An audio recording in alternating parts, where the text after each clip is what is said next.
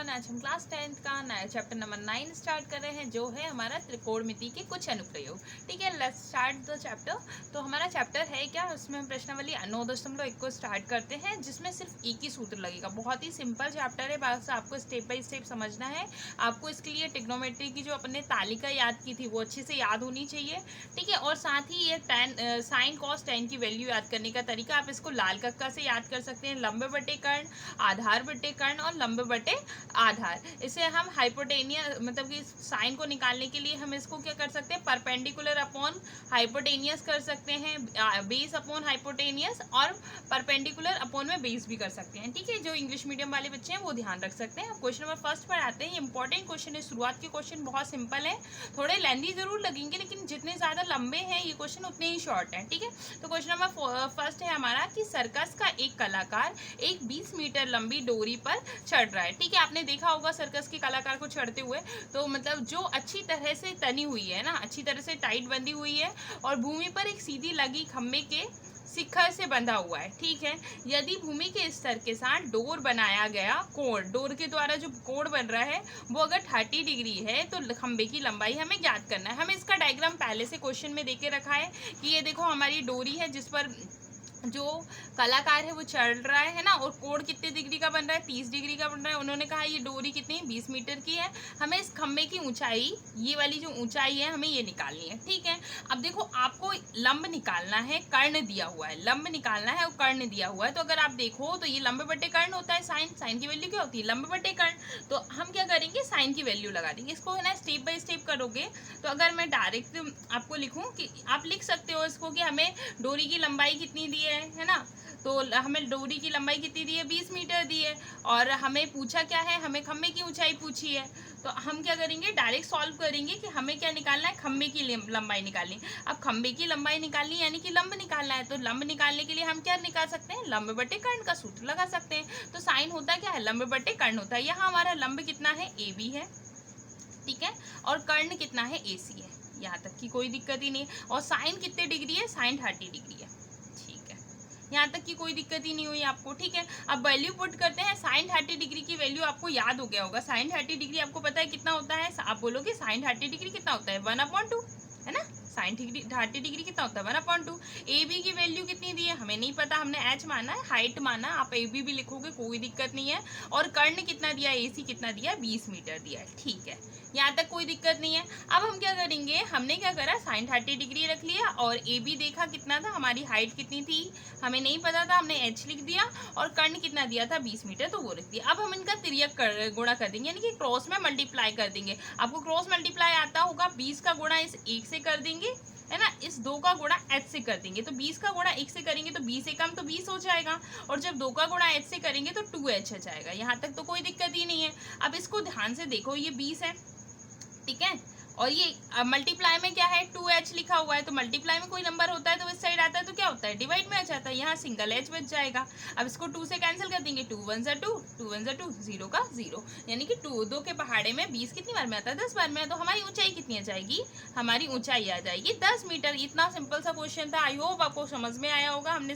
हमने देखा कि हमें डोरी दी हुई थी, खंबे की लंबाई पूछा था, हमने देखा कि कर्ण दिया हुआ है, लंब निकालना है, तो हम साइन की वैल्यू लगा सकते हैं। हमने साइन 30 की वैल्यू पुट की, और उसके बाद लंब बटे कर्ण क्या होता है, साइन का फॉर्मूला होता है, और सारा सॉल्व किया, तो आपको ये क्वेश्चन समझ में आएगा। क्वेश्चन नंबर सेकंड की ओर आगे बढ़ते हैं। क्वेश्चन नंबर सेकंड भी बहुत ही सिंपल सा क्वेश्चन है, और बहुत इंपॉर्टेंट क्वेश्चन है ना, स्टार्टिंग के क्वेश्चन बहुत इंपॉर्टेंट है, मैं बार बार बोल रही हूँ। तो क्वेश्चन नंबर सेकंड है क्या, आंधी आने से एक पेड़ टूट जाता है। आपने देखा होगा कई बार आंधी जाती है, हवा आती है, तो क्या होता है, कोई पेड़ टूट जाता है। तो अब क्या बोल रहा है, टूटे हुए भाग जो पेड़ है उसका भाग क्या होगा, इस तरह मुड़ जाता है कि पेड़ का शिखर जमीन को छूने लगता है, और इसके साथ 30 डिग्री का कोण बन जाता है। ठीक है, समझ में आई होगी यहाँ तक बात। कोण के पाद बिंदु की दूरी जहां पेड़ का शिखर जमीन को छूता है वो कितनी है, 8 मीटर है।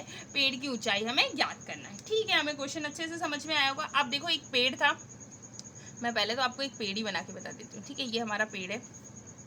अब मान लो, समझ में आया होगा थोड़ा सा, मान लीजिए एक पेड़ है। ठीक है, अब क्या हुआ, हवा आई, हवा के कारण क्या हुआ, ये यहाँ से ये वाला जो भाग था ना, ये वाला जो भाग दिख रहा है, ये वाला भाग टूट गया, और टूट के ये इस साइड से ये अपना पेड़ इधर आ गया। ठीक है, देखा होगा इस टाइप से ये गिर के इस टाइप से हो गया, ये पेड़ का जो सिरा था वो ऊपर आ गया, ठीक है, इस टाइप से। और यहाँ से यहाँ तक का अपना ये क्या हो गया, ये जो सिरा है, उन्होंने क्या बोला कि जो शिखर है वो जमीन को छूने लगता है, ये शिखर जो है वो जमीन को छू रहा है, ठीक है, ये शिखर था ना, अब वो जमीन को छू रहा है। अब जमीन को छूने से और जहाँ से ये पेड़ यहाँ से मतलब लगा हुआ था, पेड़ का जो पाद बिंदु था, यहाँ तक कि उन्होंने हमें दूरी देकर रखी है, कितनी देकर रखी है, 8 मीटर देकर रखी, तो ये हमें 8 मीटर देकर रखी है। और क्या बोला है कि जो कोण बन रहा है ना, पेड़ जब छू रहा है तो ये कोण कितने डिग्री का बन रहा है, 30 डिग्री का बन रहा है, यहाँ तक हमें देकर रखा है, हमें आधार देकर रखा है। और हमसे पूछा क्या है, पेड़ की हमें लंबाई निकालनी, तो इसको मैं नाम दे देती हूँ। देखो इसको, देखो जो भाग जहाँ से टूटा है, ये वाला भाग तो उसमें लगा हुआ है, तो इस हम भाग को मान लेते हैं ABC, है ना, एक त्रिभुज बन गया हमारा ABC। तो पहले हम ये वाला भाग निकालेंगे और फिर जो टूटा हुआ भाग है ना, ये भाग जो टूट गया यहाँ पर, तो इसको निकालेंगे। पहले ये वाला भाग निकाल लें। अब आप बोलोगे अगर देखो तो हमें आधार दिया हुआ है और ये क्या हो गया, हमारा लंब हो गया, तो हमें लंब निकालना है। तो देखो अगर आधार दिया है और लंब निकालना है, यानी कि देखो tan की वैल्यू क्या होती है, लंब बटे आधार, लंब बटे आधार। तो हम इसको निकाल सकते हैं क्या, tan की वैल्यू निकाल सकते हैं। आपको है ना, ठीक है, tan जब देखोगे, tan कितना निकालना है, 30 डिग्री निकालना है। और tan होता क्या है, tan होता है लंब बटे आधार। अब देखोगे यहाँ हमारा लंब कितना है, AB हमारा लंब है, और आधार कितना है, आधार हमारा BC है, ठीक है। tan 30 की वैल्यू AB बटे BC हो जाएगा। अब इसको पुट कर दो। अब tan 30 की वैल्यू आपको याद होगी कितनी होती है, 1 बटे करनी 3 होती है, ठीक है। अब AB देखो, AB हमें नहीं पता तो हम AB को वैसे का वैसा लिख लेते हैं, और ये बेस हमें तो पता है ना कितना है, 8 मीटर, तो इसको 8 लिख लेते हैं। जब इसका क्रॉस मल्टीप्लाई करेंगे, मतलब 8 का गुणा इस 1 में करेंगे, 3 करनी 3 का गुणा AB में करेंगे, तो होगा क्या, 8 का जब गुणा इसमें करेंगे तो 8 एकम क्या हो गया, 8 हो गया, और करनी 3 का जब AB में गुणा किया तो क्या आया, बराबर में आ गया करनी 3 AB, है ना, मल्टीप्लाई बाई AB, ऐसा भी लिख सकते हो आप, कोई दिक्कत नहीं। यहाँ तक समझ में आया। अब क्या करोगे, 8 है करनी 3 गुणित AB का तो हमें मान निकालना है ना, तो उसको अकेला छोड़ना होगा, तो ये मल्टीप्लाई में है तो इस साइड आएगा तो क्या हो जाएगा, डिवाइड में हो जाएगा, ठीक है। बराबर में क्या आ गया, AB आ गया। यहाँ तक समझ में आया। हमें इतनी पता चल गई कि ये कितना है, 8 करनी 3 है। अब मुझे इतना भाग और निकालना है, तो अब ये भाग तो बचा ही नहीं, क्या हुआ, ये तो अपना क्या हुआ, गिर गया, गिर के कहाँ चला गया, यहाँ आ गया, मतलब ये क्या बन गया है, अगर 90 डिग्री का कोण बन रहा है तो उसके सामने वाली भुजा क्या होती है, कर्ण होती है, तो ये क्या है, हमारा कर्ण है, कर्ण निकालना है। अब देखो आप चाहो तो ये भी रख सकते हो, आधार भी रख सकते हो, आप चाहो तो लंब भी रख सकते हो, लेकिन आधार ज्यादा ईजी पड़ेगा ना, 8 मीटर है, आपको करने में भी सिंपल होगा। तो अगर तुम्हें आधार दिया हो और कर्ण निकालना हो, तो आधार और कर्ण हमें एक साथ कहाँ मिलते हैं, कॉस में मिलते हैं। कॉस क्या होता है, आधार बटे कर्ण होता है। तो अगर हम cos 30 की वैल्यू निकाल लें, cos 30 क्या होता है, हमारा आधार बटे लंब होता है। आधार क्या हो गया, हमारा BC हो जाएगा, और वो आधार बटे कर्ण होता है ना, आधार कितना हो गया, BC हो गया, और कर्ण कितना होता है, कर्ण दिया है हमें AC, ठीक है। अब cos 30 की वैल्यू कितनी होती है, आप बोलोगे cos 30 की वैल्यू तो करनी 3/2 होती है। आपको तालिका बहुत अच्छे से सही तरीके से याद करनी होगी। अगर आपको तालिका याद नहीं होगी तो आप ये क्वेश्चन सॉल्व नहीं कर पाओगे, ठीक है। तो cos 30 की वैल्यू कितनी होती है, करनी 3/2 होती है। स्टार्टिंग के जो तीन मान होते हैं, मतलब साइन कॉस और टेन, 3 वैल्यू तो आपको अच्छे से समझ में आनी चाहिए। इसकी वीडियो मैंने पहले से बना के रखी है कि इजिली हम तालिका को कैसे समझें, आप उसमें देख सकते हैं, ठीक है। cos 30 जो है वो करनी 3/2 दिया हुआ है, ठीक है। अब BC हमें नहीं पता, देखो ये BC क्या है, मतलब BC हमें पता है कितना है, 8 मीटर, तो हमने 8 मीटर रख दिया। और जो कर्ण था भाग था, मतलब AC जो पेड़ का टूटा हुआ भाग है, वो तो हमें नहीं पता, तो हम AC का रख देंगे, ठीक है। हमें पता था कि आधार हमने इससे निकाला, मतलब आधार हमें पहले से ही क्वेश्चन में देके रखा है 8 मीटर, तो हमने 8 रख दिया। और जो कर्ण था, जो पेड़ का टूटा हुआ भाग था, वो हमें AC नहीं पता, तो हमने AC रख दिया, ठीक है। अब इसका भी क्रॉस मल्टीप्लाई करेंगे, मतलब इसका मल्टीप्लाई इससे, इसका मल्टीप्लाई इससे, मतलब तिर्यक गुणा करने पर, है ना। तो जब तिर्यक गुणा अगर हम करेंगे तो यहाँ पर आ जाएगा AC करनी 3, AC गुणित करनी 3 लिखते हैं ना हम, इसको 8 दूनी 16 हो जाएगा। यहाँ तक की बात क्लियर हो गई। अगर तुम ध्यान से देखो, अब AC हमें अकेला चाहिए, है ना, AC अकेला चाहिए, तो हम AC को अकेला छोड़ेंगे, और ये करनी 3 16 पहले से यहाँ पर है, करनी 3 गुणे में है, तो इधर आ जाएगा, भाग में आ जाएगा। यहाँ तक की बात क्लियर। अब मतलब ये टूटा हुआ भाग जो था ना, वो हमें पता चल गया कितना है, 16 बटे करनी 3 है। अब हमसे पूछा क्या है, पेड़ की ऊंचाई क्या थी, मुझे पूरा पेड़ बताना है कि कितना ऊंचा था। अगर मुझे पेड़ की ऊंचाई निकालनी है, क्या निकालनी है, पेड़ की ऊंचाई निकालनी है, तो पेड़ की ऊंचाई मैं कैसे निकालूंगी, मैं दोनों भागों को जोड़ दूं, तो मुझे पेड़ की ऊंचाई मिल जाएगी क्या? देखो ये भाग तो मुझे पता है ही, और ये जो टूटा हुआ भाग है इस भाग को मैं सीधा कर दूं, टूटे हुए भाग को सीधा कर दूं, मतलब इस कर्ण को मैं इधर रख दूं, मतलब ये जो कर्ण आया है और ये लंब है, दोनों को मैं ऐड कर दूंगी तो मुझे पूरी ऊंचाई पता चल जाएगी, है ना। तो पेड़ की ऊंचाई क्या हो जाएगी? पेड़ की ऊंचाई हो जाएगी, पहले तो हमने क्या निकाला था, लंब जो हमें पहले से दिया है, मैं इसको ए बी प्लस इसका नाम दे देते हैं हम इसको ए सी, है ना। ए बी प्लस ए सी को अगर हम जोड़ देंगे तो पेड़ की हमें टोटल ऊंचाई मिल जाएगी, है ना।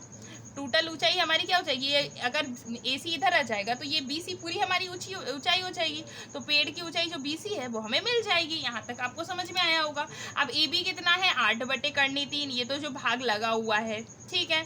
और ए सी क्या है, जो भाग टूट गया था वो हमने कितना निकाल लिया, 16/3 निकाल लिया। एलसीएम लेना आप सभी को आता ही है, कर्णी 3 और कर्णी 3 का एलसीएम लोगे तो क्या आएगा, कर्णी 3 और कर्णी 3 का एलसीएम कितना आता है, कर्णी 3 ही आएगा, आप बोलोगे ठीक है।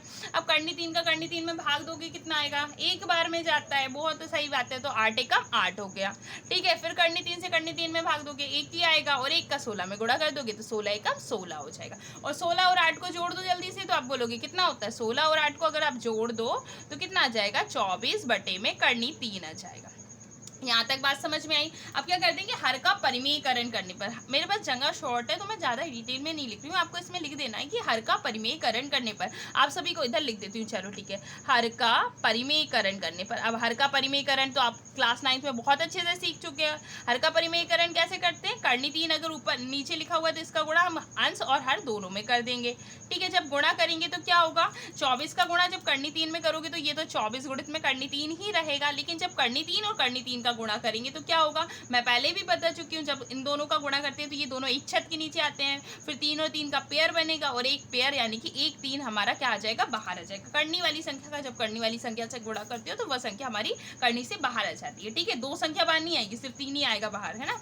तो अब जब इसको 3 से काट दोगे, 3 और 24 गुणित कर्णी 3 आ गया, बटे में 3 है, अब 3 से इसको काट सकते हो क्या, बोलोगे बिल्कुल काट सकते हैं, 24 3 एकम 3 3 8 24, तो ये आ जाएगा 8 कर्णी 3, यानी कि हमारे पेड़ की टोटल ऊंचाई कितनी आ गई, पेड़ की कुल ऊंचाई आ गई, पेड़ की ऊंचाई हमें निकालनी थी और पेड़ की ऊंचाई हमें कितनी आ गई, हमें पेड़ की ऊंचाई आ गई 8 कर्णी 3 मीटर। आई होप आपको दोनों क्वेश्चन समझ में आए होंगे। क्वेश्चन नंबर 3 की ओर आगे बढ़ते हैं, ठीक है। क्वेश्चन नंबर 3 हम आगे बढ़े, तो क्वेश्चन नंबर 3 है क्या हमारा, देखो भाई, एक ठेकेदार है, उनने क्या करा, बच्चों को खेलने के लिए एक पार्क बना दिया, 2 फिसल पट्टी बनाना चाहता है। आपने फिसल पट्टी में तो देखी होगी कैसी होती है फिसल पट्टी, है ना। तो एक 5 वर्ष के बच्चे, जो 5 वर्ष के कम उम्र वाले बच्चे हैं, उनके लिए वो एक फिसल पट्टी बनाना चाहता है, जिसकी ऊंचाई वो कितना रखना चाहता है, 1.5 मीटर रखना चाहता है।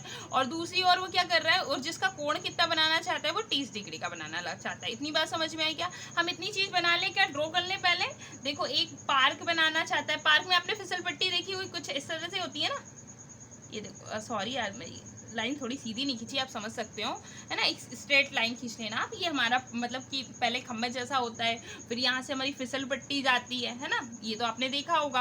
अब हमसे बोल रहा है कि ये फिसल पट्टी जो है ना, ये खम्भा जो कितने मीटर की, 1.5 मीटर की ऊंचाई पर, ये ऊंचाई जो है वो कितनी है, 1.5 मीटर है, और ये कोण जो बन रहा है वो कितने डिग्री का बन रहा है, 30 डिग्री का बन रहा है। यहाँ तक बात समझ में आई। इसको नाम दे दूँ मैं, ABC, हमारा एक वो बन गया, एक त्रिभुज की तरह भी हो गया, और एक फिसल पट्टी, आप इसको फिसल पट्टी में भी ले सकते हो, मैं फिसल पट्टी नहीं बना रही हूँ, आप समझ सकते हो कि एक हमारी फिसल पट्टी जैसी है, ठीक है। आगे देखें, हम क्वेश्चन पे आगे बढ़े। जबकि इससे अधिक उम्र के बच्चे, जो बड़ी उम्र के बच्चे हैं, उनके लिए वो 3 मीटर मतलब इससे दुगनी ऊंचाई का एक क्या बनाना चाहता है, एक दुगनी ऊंचाई की फिसल पट्टी बनाना चाहता है। बड़े बच्चे हैं, उनके लिए छोटी सी ऊंचाई अच्छी थोड़ी ना लगेगी, तो उनके लिए बड़ी ऊंचाई वाली मतलब 3 मीटर की, इससे डबल, मतलब 1.5 मीटर है तो 1.5 मीटर की डबल हो जाएगी, ये 3 मीटर की हमारी क्या ऊंचाई वाला एक वो बनाना चाहता है, जिसका कोण वो कितना रखना चाहता है, 60 मीटर रखना चाहता है। हमने क्वेश्चन को ध्यान से पढ़ लिया और जो डिटेल हमें मिली वो लिख लिया। जितना बड़ा क्वेश्चन होता है ना उतना अच्छा रहता है। अब देखो ये बहुत ही सिंपल क्वेश्चन है।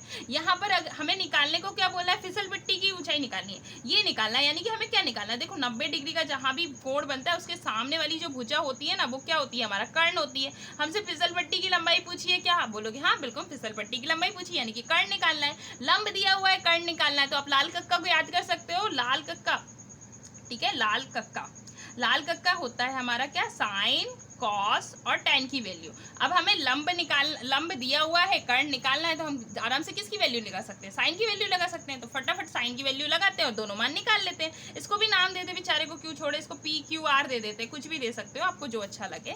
ठीक है, आप पहले त्रिभुज एबीसी में देख लेते हैं। त्रिभुज एबीसी में मतलब जो 1.5 साल के कम, मतलब क्या बोल सकते हैं, अपने जो 5 वर्ष से कम उम्र वाले बच्चे हैं ना, उनकी जो फिसल पट्टी, उसकी पहले वो लंबाई निकाल लें, फिर बड़े बच्चों की निकालेंगे। तो 5 वर्ष के कम उम्र वाले, 5 वर्ष से कम उम्र वाले बच्चों की फिसल पट्टी है ना, की लंबाई, फिसल पट्टी की लंबाई निकालने के लिए हम कैसे निकालेंगे, हम उसकी लंबाई को निकालने के लिए हम क्या करेंगे, साइन की वैल्यू लगा देंगे। कितनी, साइन 30 डिग्री की। और साइन 30 डिग्री पता है हमें क्या होता है, लंब बटे कर्ण। यहाँ लंब कितना है हमारा ए बी, और कर्ण क्या हो जाएगी, जो हमारी फिसल पट्टी है यानी कि ए सी हो जाएगा। ठीक है, यहाँ तक बात समझ में आ गई। अब देखो साइन 30 डिग्री कितना होता है, 1/2 होता है, आप बोलोगे। ठीक है, ए बी कितना दिया है हमें, ए बी दिया है 1.5, और ए सी हमें निकालना है, हमें नहीं पता कि कितनी है फिसल पट्टी की लंबाई। इसका गुणा इससे करोगे, इसका गुणा इससे करोगे, ए सी का गुणा इसमें करोगे, तो ए सी का गुणा 1 में करेंगे तो ए सी एकम ए सी आ जाएगा। अब 2 का गुणा 1.5 में कर लो, आपको दशमलव वाला गुणा करना आता होगा। देखो 2 का गुणा 5 में करोगे तो 5 दूनी 10 हो जाएगा, हासिल का 1 आ जाएगा, 2 एकम 2 और हासिल का 1 जोड़ दिया तो 3 आ गया। अब दशमलव 1 स्थान पहले है, दशमलव 1 स्थान पहले लग जाएगा, और दशमलव के बाद 0 का कोई मतलब नहीं होता, ये तो अपन को पता है ना, दशमलव के बाद 0 का कोई मतलब नहीं होता। यहाँ तक समझ में आया, 15 दूनी 30 कर देना, दशमलव 1 स्थान बाद लगा देना, और दशमलव के बाद 0 का कोई मतलब नहीं होता। तो ये हमारी ए सी की लंबाई आ गई कितनी, 3 मीटर। मतलब जो 5 वर्ष के बच्चों की फिसल पट्टी, उसकी लंबाई तो हमें पता चल गई कि भैया कितनी है, 3 मीटर है। ठीक है, अब बड़े बच्चों की आ जाए, जो बड़े बच्चे हैं यानी कि इससे अधिक उम्र वाले बच्चे हैं। ठीक है, तो मैं लिख दे रही, मतलब बड़े बच्चे लिख दे रही है ना, क्या लिखा था क्वेश्चन में, जो इससे अधिक उम्र वाले बच्चे हैं। ठीक है, जो इससे अधिक उम्र वाले बच्चे हैं, बड़े बच्चे जो हम कहते हैं इनको, या जिससे इससे अधिक उम्र वाले जो बच्चे हैं, उनकी लंबाई अगर निकालें, उन बच्चे के लिए है ना, फिसल पट्टी की लंबाई जो है वो निकालना है हमें। ठीक है, आप समझ सकते हो इसको, फिसल पट्टी की लंबाई निकालना है।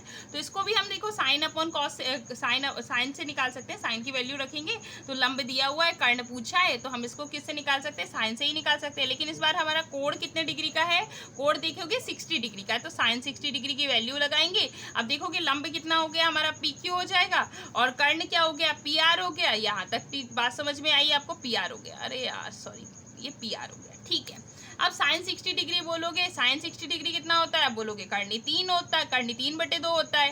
पी क्यू देखोगे, पी क्यू 3 मीटर दिया है, पी आर हमें नहीं पता। तिर्यक गुणा करोगे, इसका गुणा इससे, इसका गुणा इससे, पी आर का गुणा कर्णी 3 से करोगे तो पी आर गुणित कर्णी 3 हो जाएगा। अब 3 का गुणा 2 में कर दोगे तो 3 दूनी कितना हो जाएगा, 6 हो जाएगा। ठीक है, अब गुणा करोगे, अब क्या होगा, पी आर बराबर, अब ये गुणे में है तो इधर आएगा तो क्या हो जाएगा, भाग में आ जाएगा, 6 बटे कर्णी 3 आ गया। अब इसके बाद क्या करो, देखो बटे में कर्णी 3 दिख रहा है, अब क्या कर लोगे, हर का परिमेयकरण, हर का परिमेयकरण करने पर, परिमेयकरण, हर का परिमेयकरण करोगे तो क्या होगा, 6 बटे कर्णी 3 तो पहले से था। अब कर्णी 3 का गुणा अंश में भी कर दोगे और हर में भी कर दोगे। अब 6 का गुणा कर्णी 3 में करोगे तो 6 गुणित में कर्णी 3 आ जाएगा, और कर्णी 3 का कर्णी 3 में गुणा करोगे। अब भी बताया, जब कर्णी वाली संख्या का कर्णी वाली संख्या में गुणा करते हैं तो एक संख्या हमारी बाहर आ जाती है। कर्णी 3 का कर्णी 3 में गुणा करेंगे तो 3 आ जाएगा, कर्णी हट जाएगी, क्योंकि दोनों का पेयर बनेगा और एक 3 हमारा बाहर आ जाएगा। ये आप बोल सकते हो, 3 दोनों का गुणा करोगे, कर्णी 9 आएगा, 9 किसका वर्ग होता है, 3 का वर्ग होता है। यहाँ तक बात समझ में आ गई। अब 6 3 से इसको काट सकते हो, 3 एकम 3, 3 दूनी 6, आंसर कितना आ गया, 2 कर्णी 3, 2 कर्णी 3, यानी कि जो बड़े बच्चों की फिसल पट्टी थी उनकी लंबाई कितनी आ गई, 2 कर्णी 3 आ गई। हमें दोनों आंसर मिल चुके। आई होप आपको दोनों क्वेश्चन समझ में आए होंगे। ठीक है, अब आगे बढ़े, अब क्वेश्चन नंबर 4 को देखते हैं। क्वेश्चन नंबर 4 क्या है, देखो भूमि के एक पाद बिंदु से, भूमि के एक पाद बिंदु से एक मीनार, देखो भूमि के एक बिंदु से एक मीनार के पाद बिंदु से, सॉरी मतलब भूमि का एक बिंदु है ना, भूमि का एक बिंदु मान लेते हैं, ये हो गया हमारा। ठीक है, अब क्या हो रहा है, मीनार के पाद बिंदु से 30 मीटर की दूरी पर है ना।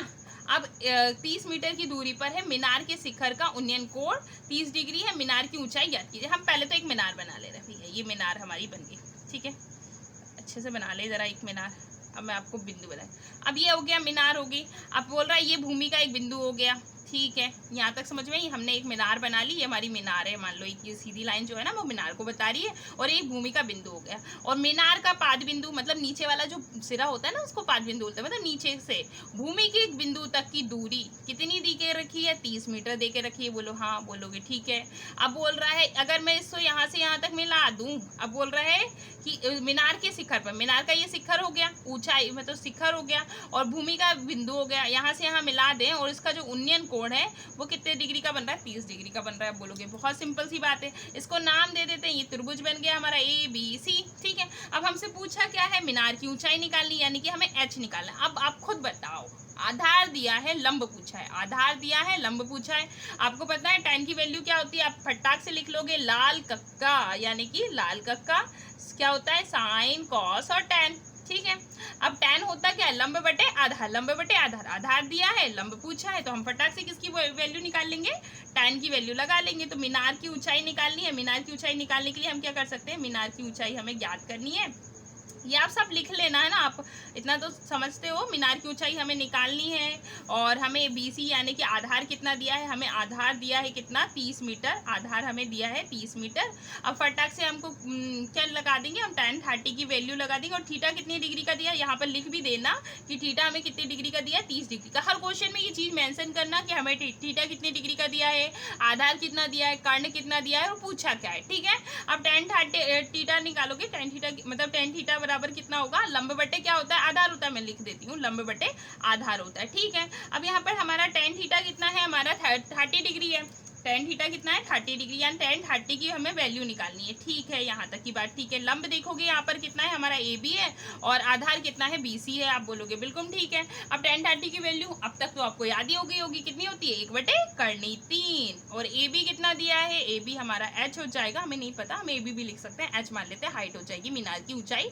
और बेस कितना दिया है, 30 डिग्री। ठीक है, अब 30 का गुणा 1 में कर दो फटाक से, तिर्यक गुणा, इसका गुणा इसमें, इसका गुणा इसमें, 30 एकम 30, और H गुणित ये क्या हो जाएगा, कर्णी 3 हो जाएगा। आप बोलोगे अब ये हमें तो H अकेला चाहिए है ना, H अकेला चाहिए, तो कर्णी 3 गुणे में तो इधर आएगा तो भाग में हो जाएगा, गुणे में तो क्या आ जाएगा, भाग में हो जाएगा। तो H की वैल्यू कितनी हो जाएगी, 30 बटे कर्णी 3। अब देखो H यहाँ रहे, H के बराबर में 30 बटे कर्णी 3 है, H के बराबर में 30 बटे कर्णी 3 है, कोई फर्क नहीं पड़ता है ना, कर्णी 3 इधर आ गया तो 30 बटे कर्णी 3 हो गया। अब क्या कर दोगे, आपको कर्णी 3 नीचे दिख गया, तो आप फटाक से क्या बोलोगे, क्या करने, हर का परिमेयकरण, हर का परिमेयकरण। आपको हर का परिमेयकरण तो अब तक समझ में आ गया होगा।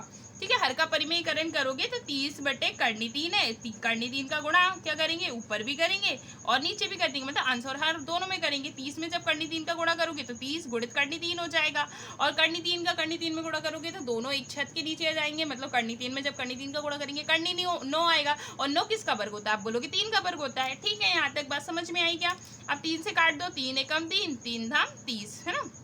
तो हमारा जो मीनार है ना, मीनार उसकी ऊंचाई कितनी आ गई, मीनार की ऊंचाई हमारी आ गई कितनी, 10 कर्णी, ऊंचाई H लिख दूं चलेगा आपको, 10 कर्णी 3 आ गई। ठीक है, और ये हमारा मीटर में आंसर आ जाएगा। आपको यहाँ तक समझ में आएगा। क्वेश्चन नंबर 5 पर आगे बढ़ते हैं। क्वेश्चन फास्ट तो नहीं हुआ, हमें tan की वैल्यू निकालनी थी, तो हमने लंब बटे आधार कर दिया, हमें आधार दिया हुआ था, लंब हमें निकालना था, यानी कि मीनार की ऊंचाई निकाली थी, हमने tan 30 की वैल्यू पुट कर आंसर निकाल लिया। ठीक है, क्वेश्चन नंबर 5 की ओर आगे बढ़ते हैं। क्वेश्चन नंबर 5 क्या है, देखो ये जितना लेंथी क्वेश्चन है उतना ईजी होता है। अब बोल रहे हैं भूमि से 60 मीटर की ऊंचाई पर एक व्यक्ति पतंग उड़ा रहा है। आपने पतंग तो जरूर उड़ाई होगी है ना। अब पतंग उड़ा रहा है, पतंग की डोर को उन्होंने अस्थायी रूप से इस भूमि के एक बिंदु से बांध दिया। ठीक है, अब पतंग उड़ाते उड़ाते उसको कुछ काम याद आ गया, तो उसने क्या करा, अब कौन पतंग उड़ता है, उसने क्या करा, उसको एक जगह पे बांध दिया खूंटे से, और वो चला गया। फिर क्या हुआ, भूमि के साथ डोरी का जो झुकाव था वो 60 डिग्री था। ठीक है, यह मानकर कि डोरी में कोई ढील नहीं थी, है ना, ये मान लिया कि भैया डोरी में कोई ढील नहीं थी, डोरी की लंबाई हमें ज्ञात करनी है। यहाँ तक आपको समझ में आया होगा। अब आगे अगर हम देखें, देखो लाइट चली गई है, थोड़ा सा ध्यान रखना, कोई दिक्कत नहीं है, हम क्वेश्चन कंप्लीट करते हैं। तो हमें बोला है कि मीनार ये है, मतलब एक क्या बोल सकते हैं, भूमि से 60 मीटर की ऊंचाई पर एक पतंग उड़ रही है। ठीक है, हम पतंग उड़ा देते हैं, ये हमारी मतलब एक सीधा पहले तो पतंग उड़ रही है ना, मतलब ऐसा, तो ये हमारी पतंग उड़ रही है। अब देखो, अब इस तरह मैंने ये खम्भा बनाया, पहले मैं आपको एक बार बता दूं, ये हमारी पतंग उड़ रही है ना, ये नहीं पतंग नहीं उड़ रही, ये पतंग उड़ रही है। ठीक है, अब ये हमारी पतंग ऐसी टेढ़ी टेढ़ी उड़ रही है ना, ये हमारी पतंग है और ये उड़ रही है, ये हमारा धागा गया है। ठीक है, अब ये डोरी को स्थायी रूप से उसने इधर से बांध दिया है ना, ये डोरी है हमारी, इसको उनने बांध दिया कुछ किसी चीज़ से और ये हमारी पतंग उड़ रही है। अब ये पतंग की जो ऊंचाई है वो यहाँ से, ऊंचाई तो सीधे में लेंगे ना, ऐसे में थोड़ी ना ऊंचाई लेंगे, तो ऊंचाई कितनी दी है, भूमि से इसकी ऊंचाई कितनी दी है, 60 मीटर है। ठीक है, अब पतंग की डोरी निकालनी है। आपको पता है 90 डिग्री का कोण जहां भी बनता है उसके सामने वाली भुजा क्या होती है, हमारी कर्ण होती है, और कर्ण निकालना है यानी कि डोरी की लंबाई निकालनी है। यहाँ तक आपको समझ में आई, ये हमारी पतंग उड़ रही थी तिरछी तिरछी, हमने इसको पतंग को क्या करा, स्थायी रूप से बांध दिया। अब जल्दी से क्वेश्चन कंप्लीट पर आते हैं। देखो आपको देखते से ही समझ में आ गया, पतंग की डोरी की लंबाई निकालनी है, डोरी की लंबाई निकालनी है। ठीक है, और लंबाई है ना, और ये हमें निकालनी है। और हमें आधार लंब कितना देकर रखा है, हमें लंब देकर रखा है 60 मीटर। वो लंब का मतलब आप समझ जाते हो, ये परपेंडिकुलर में जो ऊंचाई जो है भूमि से ऊंचाई पतंग तक की जो ऊंचाई है वो हमें कितनी देकर रखी है, 60 मीटर देकर रखी है। ठीक है, अब हमसे पूछा क्या है, हमसे कर्ण पूछा है यानी कि डोरी की लंबाई पूछी है। डोरी की लंबाई आप कैसे निकाल सकते हो, आपको जल्दी से लाल कक्का लगा लेना है, लाल कक्का। ठीक है, अब लाल कक्का होता क्या है, साइन कॉस और टैन की वैल्यू हम इससे निकाल लेते हैं। ठीक है, अब हमें लंब देकर रखा है, कर्ण पूछ रहा है, लंब दिया है, कर्ण पूछ रहा है, तो हम किसकी वैल्यू लगा लेंगे, साइन की वैल्यू लगा लेंगे। आप बोलोगे बिल्कुल। अब सबसे पहली मेन बात, हमको कोण कितने डिग्री का एंगल बन रहा था वो तो भूल ही गए, हमारा कितना 60 डिग्री का एंगल बन रहा है हमारा। थीटा यहाँ पर मैं मेंशन कर दे रही हूँ, थीटा हमें 60 डिग्री का दिया है। ठीक है, अब tan 60 की वैल्यू लगा लोगे तो होती क्या है, लंब बटे कर्ण होता है। अब ध्यान से देखो जरा, कर्ण लंब कितना है, लंब है हमारा, इसको नाम दे दें ABC, है ना, तो लंब हो गया हमारा AB, बटे में कर्ण क्या हो जाएगा, कर्ण बोलोगे AC हो जाएगा। अब साइन 60 की वैल्यू कितनी होती है, आप बोलोगे कर्णी 3/2 होती है। यहाँ तक बात समझ में आई। अब कर्णी 3/2 होती है, बोलोगे हाँ बिल्कुल। अब AB कितना दिया है, AB दिया है 60 मीटर, कर्ण तो हमें यानी कि पतंग की डोरी हमें नहीं पता ना, पतंग की डोरी कितने मीटर की है, AC आ जाएगा। ठीक है, अब कर्णी का देखो, अब क्या करेंगे, तिर्यक गुणा कर देंगे, ए इसका गुणा इससे, इसका गुणा इससे, AC का गुणा इससे करोगे तो क्या आ जाएगा, AC गुणे में कर्णी 3 आ जाएगा। अब यहाँ 60 गुणित 2 करोगे तो मतलब 60 गुणित 2 हो जाएगा, डायरेक्ट लिख देती हूँ ना मैं, आपको समझ में आ जाएगा। तो AC बराबर कितना आ जाएगा, 60 गुणित 2 करोगे तो कितना आ जाएगा, 6 दूनी 12 और 0 का 0, और 60 दूनी 120 भी कर सकते हो आप। ठीक है, ये गुणे में है तो इधर आएगा तो भाग में आ जाएगा। यहाँ तक आ गया, AC को हमने अकेला छोड़ दिया, ये गुणे में था तो भाग में आ गया। अब इसको देखते से आप क्या बोलोगे, हर का परिमेयकरण